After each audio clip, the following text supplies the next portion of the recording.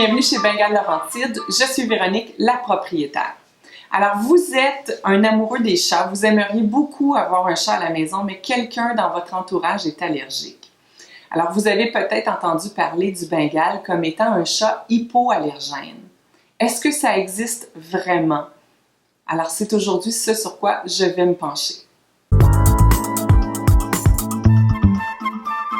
Tout d'abord, il est important de savoir que je suis éleveur, je ne suis ni vétérinaire, ni chercheur ou scientifique là, à cet effet-là, mais malgré tout, j'ai creusé sur différents sujets, j'ai discuté beaucoup avec de nombreux éleveurs d'un peu partout dans le monde pour aller obtenir davantage d'informations. Donc, premièrement, un chat ne peut pas être hypoallergène, ça n'existe pas. Simplement, on est allergique à la protéine, généralement c'est la FELD1, qui est présente dans la salive, mais aussi sur la peau, donc dans les glandes du chat.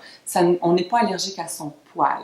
Donc, très important à savoir. Donc, lorsque le chat fait sa toilette, évidemment, il envoie à ce moment-là des protéines sur sa fourrure qui va éventuellement se retrouver dans l'environnement. Alors, si vous avez des réactions allergiques au chat, sachez-le, vous n'êtes pas allergique au poil, mais bien à la protéine que le chat va dégager, sécréter. Alors, la longueur du poil n'a pas d'impact sur le facteur allergène. Certains chats vont être dits hypoallergènes et avoir du poil très très long. Simplement, la protéine, la quantité de protéine FELD1 qui est dégagée par l'animal va être minime par rapport à d'autres races. Alors, c'est ce qui se passe chez le Bengale. La protéine FELD1 est moins forte que chez d'autres chats. Donc, c'est vraiment ça qui fait une race hypoallergène, entre guillemets.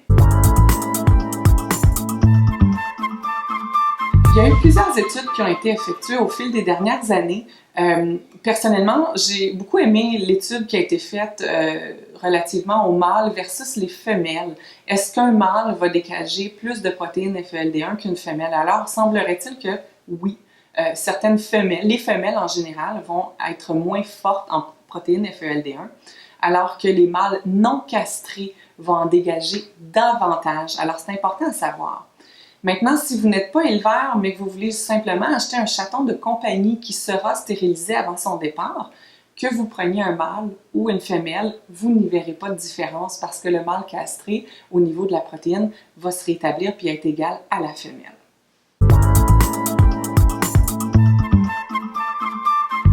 Donc, relativement à l'étude sur les femelles versus les mâles, la protéine FELD1, vous allez remarquer en descriptif de la vidéo YouTube différents liens vers différentes recherches que nous avons appréciées particulièrement. Alors, je vous invite à cliquer puis lire et vous informer de votre côté aussi. Maintenant, pour la couleur chez le Bengale, certains éleveurs, certaines personnes vont dire que le Bengale Brown serait moins allergène que le Bengale Snow ou Silver. Alors, à ce sujet-là, à cette date, je n'ai pas trouvé d'études qui le mentionnent. Par contre, il est vrai que pour avoir fait plusieurs tests d'allergie avec différents clients, on a remarqué une corrélation en ce sens. Mais je n'ai pas de preuves écrites ou recherches à vous fournir. Donc, voici un petit Seal Lynx. Donc, tous les snow, lynx, mink, sépia ou silver pourraient potentiellement avoir peut-être une protéine FELD1 un petit peu plus forte chez eux. Là encore, comme je vous mentionne, il n'y a pas d'étude qui a été faite dans ce sens-là, mais on a vraiment remarqué que certains clients n'ont aucune réaction avec le brown, puis quelques réactions avec le snow. Maintenant, je vous présente un petit mâle brown. Alors, juste pour vous donner une idée, c'est le classique du léopard que l'on connaît chez le Bengale, donc le plus répandu. Alors, voici un petit coco brown. Pour ceux qui se demandent à quoi ça ressemble, c'en est un. Il y a différents tons de brown, mais ça ici, c'est un petit garçon brown porteur de charcoal.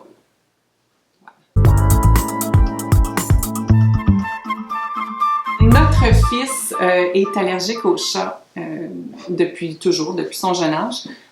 Il n'a aucun problème avec le Bengale. Cependant, on a remarqué une chose, puis je tiens à vous le partager. Il fait aussi des allergies saisonnières. Alors, lorsqu'il est en période de grosse allergie au niveau de l'environnement à l'extérieur, s'il manipule les chats, même bengale, même si sa protéine est moins forte, il demeure qu'il va avoir des réactions. Alors, il est à supposer que si le système immunitaire de la personne allergique est affaibli pour X raisons, c'est possible qu'elle ait de petites réactions malgré tout. Donc, pour faire un test d'allergie, c'est possible de venir nous rencontrer. On va vous faire manipuler un premier chat brown, idéalement. Je vais vous demander d'apporter avec vous une vieille tête d'oreiller, un foulard.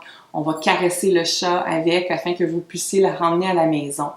Je demande aussi d'attendre un bon 24 heures avant de nous revenir pour éventuellement vous inscrire à notre liste de réservation prioritaire parce que pour certains clients, les réactions vont être un petit peu plus tardives et non pas immédiates. Alors, il faut aussi y aller de votre bon jugement. Si, règle générale, vous avez des allergies aux chats qui sont très fortes, vous vous présentez, vous faites un test en chatterie et vos réactions sont moindres, probablement que vous allez vous adapter à votre chat. Maintenant, 25% des personnes qui viennent chez nous faire un test vont demeurer allergiques et ne pourront malgré tout pas avoir de bengale à la maison. J'espère que vous avez apprécié cette présentation. Si vous connaissez des personnes dans votre entourage qui rêvent d'avoir un chat mais sont allergiques, je vous invite à partager la capsule, la vidéo. Aussi, abonnez-vous à notre chaîne YouTube et visitez notre site internet à bengalelaurentide.com. Donc, il va toujours me faire plaisir de répondre à vos questions. Bonne journée!